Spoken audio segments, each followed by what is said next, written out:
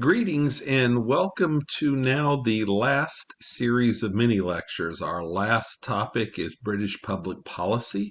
So we're on our last page and hopefully we can get to an exam soon and you and I will start our journey on a new country, France, after we're done with this. But here we go. Roskin in the last few pages of the book talks a bit about British public policy and says what Britons quarrel about. And earlier I talked about that this is the job of the political scientist, that the journalist looks at day-to-day quarrels. But what have been the deep issues over decades and maybe even more than that? And so since 1945, the chief quarrel in British politics has been the welfare state. How large and comprehensive should it be? This became a huge issue, particularly as Britain underwent economic decline in the 50s and 60s, and it has been the deep issue ever since. I do want to have you take another look at Roskin when he talks about the British disease. I will ask you, what is the British disease and its economic decline? And there are two very different kinds of decline, and I really want you to pause as you look at this part of the notes. Relative decline may not necessarily be a bad thing. It certainly can be, and I believe in the British case it was. But with relative decline, all that means is that your economy is growing, but your competitors' economies are growing more quickly than yours is. And certainly this was true after World War II. Throughout the 1950s, throughout the 1960s, the British economy was expanding, it was growing. That's actually a good thing.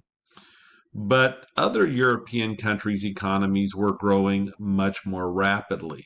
Particularly West Germany. Remember, Germany was a divided country from the end of World War II until 1990. France and Italy were all growing quicker. So while Britain was in relative decline, it was a country that was still growing. The economy was growing.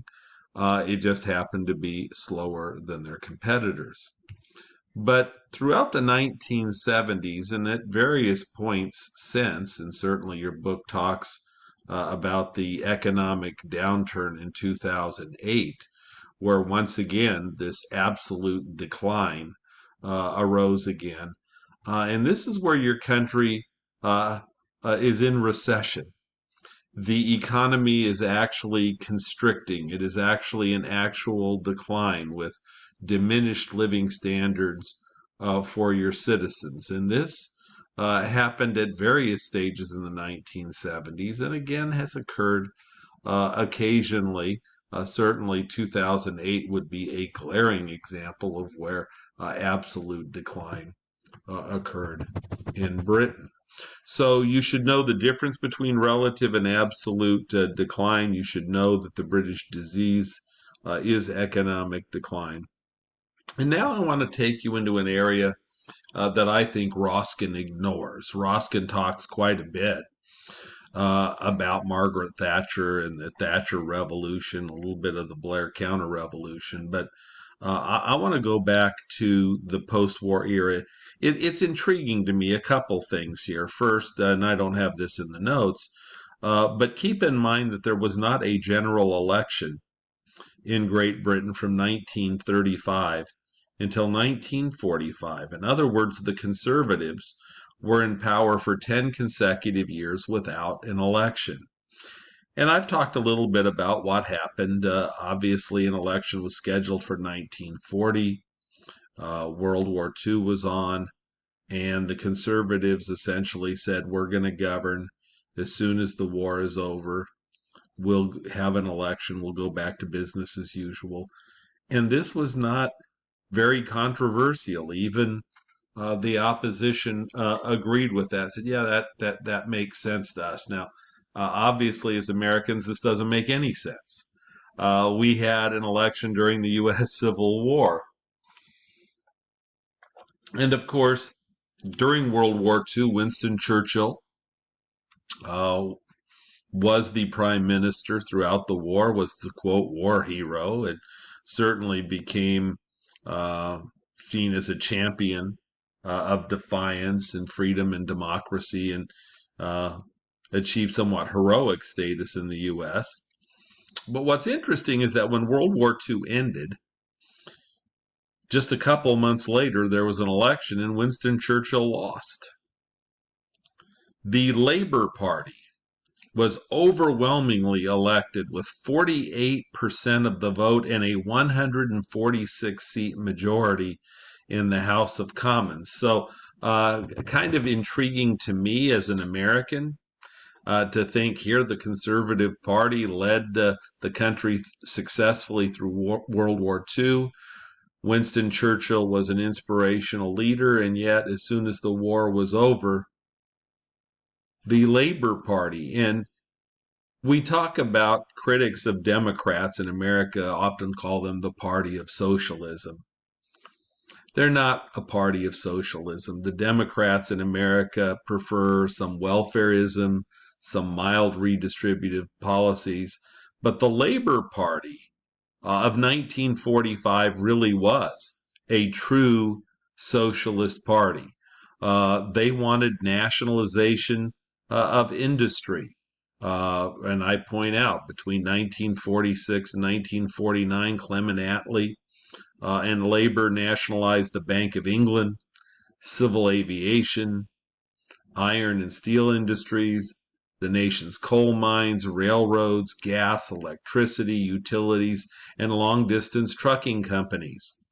So the Labor Party did not want to just regulate business like we see in the United States with Democrats wanting to regulate business.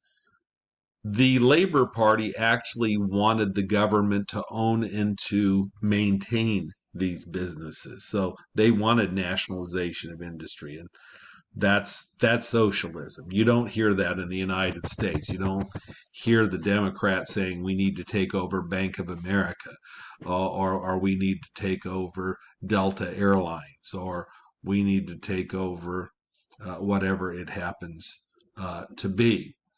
So labor was committed to politics and the state controlling the commanding heights of the economy, not business and markets. So the Labor Party of the 40s and early 50s was a true socialist party.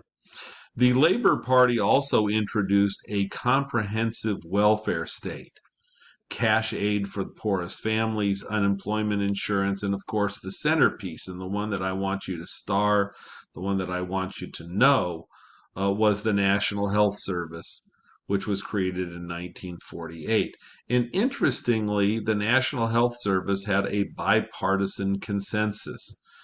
For different reasons, liberals and conservatives both embraced the National Health Service. The National Health Service was created as a response to Brits who were too unhealthy to fight in World War II.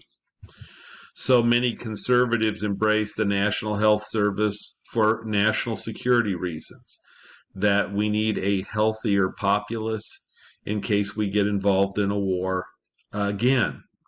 By the way, in the United States, one of the first advocates of the childhood nutrition program, which is one of the big four grant programs in America, was the U.S. military. Many men wanting to enlist in World War II were unfit for duty because of the ravages of malnutrition during the Depression. And so the thought of the military was we should back a program ensuring that all children get at least one healthy meal a day at school. So we see the same dynamic where conservatives in both the United States and Britain were in favor of a costly grant program. Your book points out some interesting statistics, at least they're interesting to me, that the Brits spend about 9% of gross domestic product, that's what GDP is, on healthcare, and yet their healthcare indicators are healthier than Americans who spends 16%, essentially double our GDP on healthcare.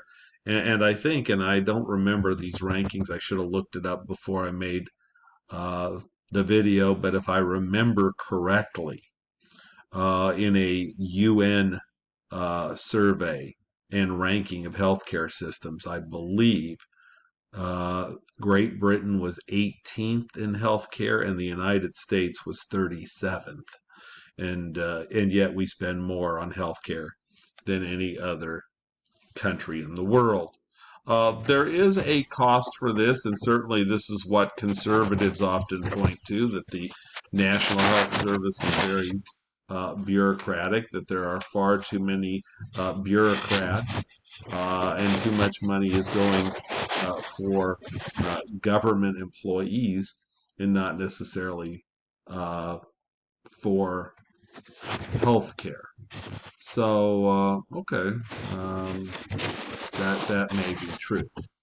I also want to point you out to this concept of pluralistic stagnation. Some of you who may have taken me for American government may remember this concept by a different name. In American government, I referred to this concept as hyper-pluralism. So hyper-pluralism and pluralistic stagnation, there are some very subtle differences, but they are essentially the same thing. You should know what pluralistic stagnation is, and you should know the author of this. So even though conservative critics have claimed the National Health Service is overly bureaucratic and costly, they haven't really been willing to decrease funding. And in fact, usually, even when conservatives are in power, they continue to increase funding to the National Health Service. So even though the conservatives have privatized virtually all of the firms that at one time were nationalized by the Labor Party, the Conservative Party has been very, very unwilling to reverse the welfare state because interest groups make demands on the parties. In this case, particularly older people show up and vote. Older people have tended to be the backbone of Conservative Party voting in Britain. The older the voter, the more likely they are to vote Conservative. And of course, the older they are, the more dependent they are on national health care and national health service. So the conservatives, the last thing they want to do is alienate older voters, because then they're alienating their own political base. The theory says that interest groups make demands on the parties, and once programs are established, they have constituents that fight like hell to protect their programs. And that essentially is what Samuel Beer, and you should know that name for exam purposes. I think I have a question on the exam who asks who is the scholar who came up with the notion or theory of pluralistic stagnation, and I think the answers are beer, wine, gin, and tequila. So know it, Samuel Beer of Harvard. And essentially he claims that Britain's economic decline is primarily due to interest groups that have overloaded the British political systems with demands, and political parties who are willing accomplices. They are willing to promise more than they can deliver in order to get elected. And I would modify that by saying that in this particular case, political parties who work to protect the benefits of people who are their voting base. So, for example, I think the National Health Service is very secure because both political parties understand that it's very important. And so both back the National Health Service for very different reasons. Now, Labor was not in political power for very long. Winston Churchill makes a comeback in 1951, and he defeats Clement Attlee. And so he comes back to power for a second time. And we'll talk about the conservative response to Labor in the next mini lecture.